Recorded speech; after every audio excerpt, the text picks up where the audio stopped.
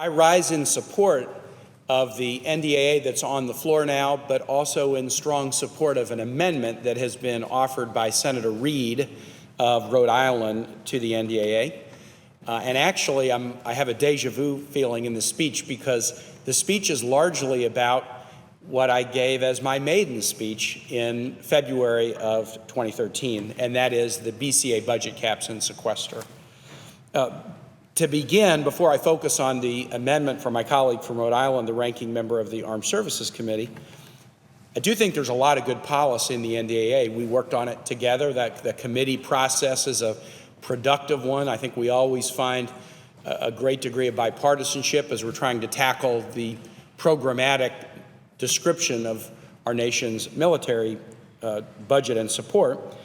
And there's much good policy, acquisition reform, and other key reforms that are part of this budget. There's some things that I feel very strongly about dealing with shipbuilding and ship repair.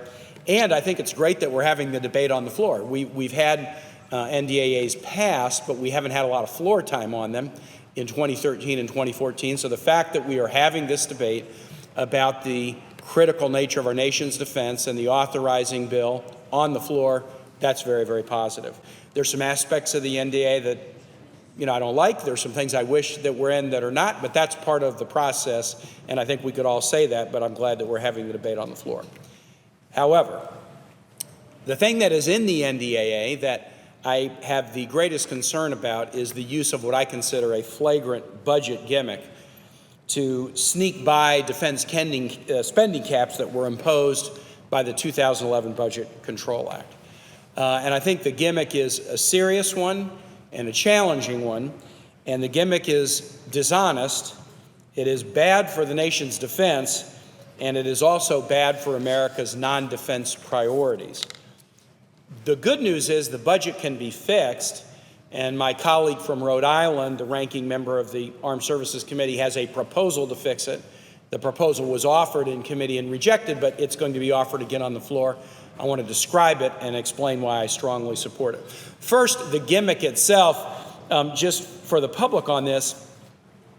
In August of 2011, before either of us were in the body, Congress passed a Budget Control Act that imposed a set of draconian budget caps on defense and non-defense spending as a punishment in case Congress did not find a grand budget deal.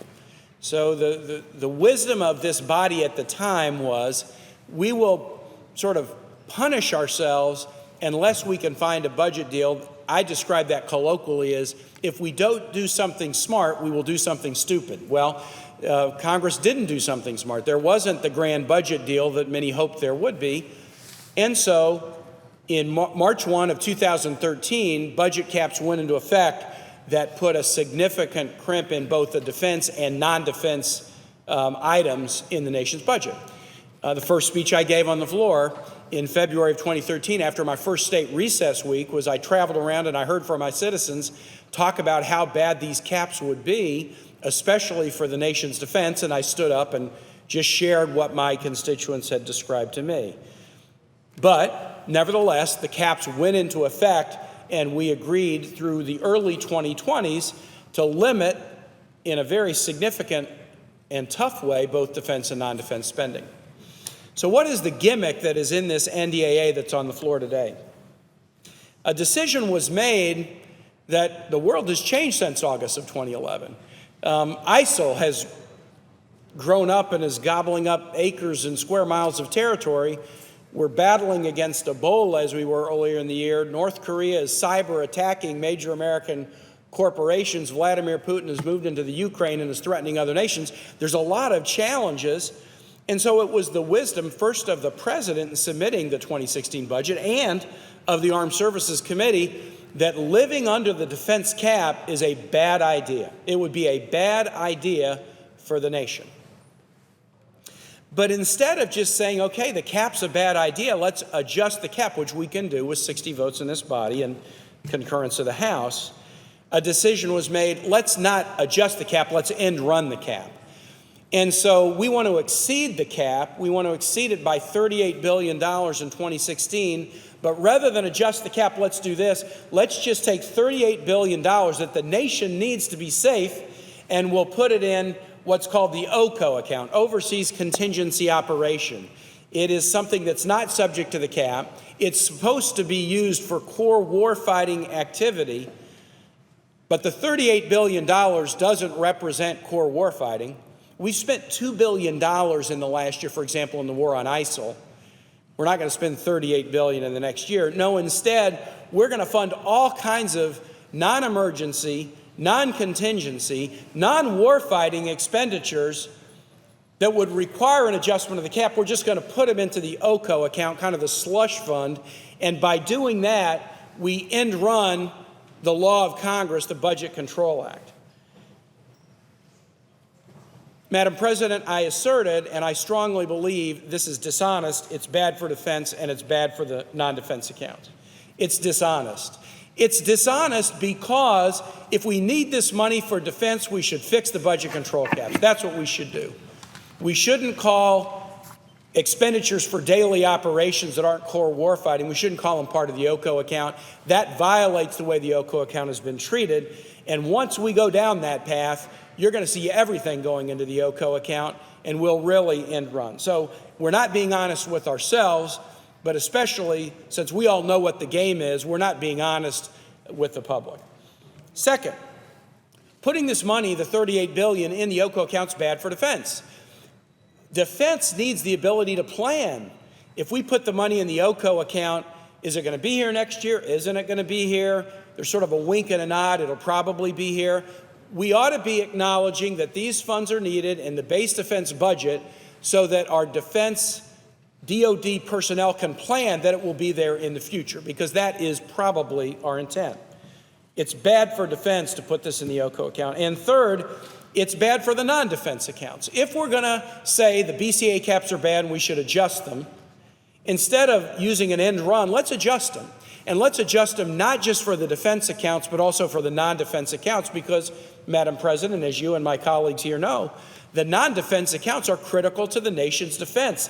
The FBI is non-defense. It's critical to the nation's defense. Homeland Security, critical to the nation's defense. The Department of Energy.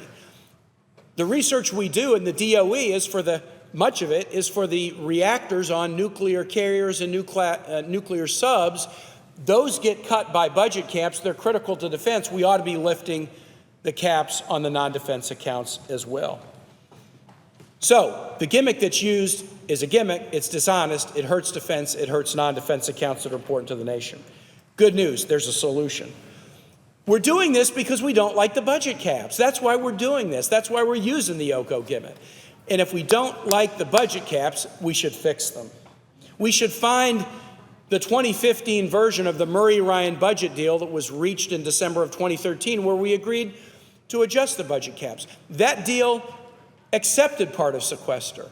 It absorbed sequester cuts, but it also found targeted ways to provide relief both to defense and non-accounts, and that's what we should be doing. We should be showing the same leadership that was shown in 2013. I rise to say that the amendment that my colleague from Rhode Island, our ranking member, proposes does exactly that. It does exactly that. It takes the $38 billion that is in our budget, which I believe should be spent on defense, and it says this money should be spent on defense, but it should be spent the right way, as part of the base budget, not as part of OCO. It puts a fence around those dollars and says the money's there, and it's there for defense because the nation needs it, but the fence will keep the monies from being utilized until we fix the BCA caps on both the defense and non-defense accounts. And if we do fix the BCA caps, that money will be available, and because of language included by the chair of the committee in the mark, fixing the budget caps would move the money from the OCO account into the defense base budget where it should be. I think we all know what the right answer is here, which is for this $38 billion to be used to protect the nation, but to be part of the base budget, not the OCO account. And to get there, we need to fix the BCA caps across the board for defense and non-defense. The Reid Amendment would accomplish that. And so that is the reason I'm here on the floor today, to praise the debate on the NDAA, but to say that is the right way to keep our nation safe.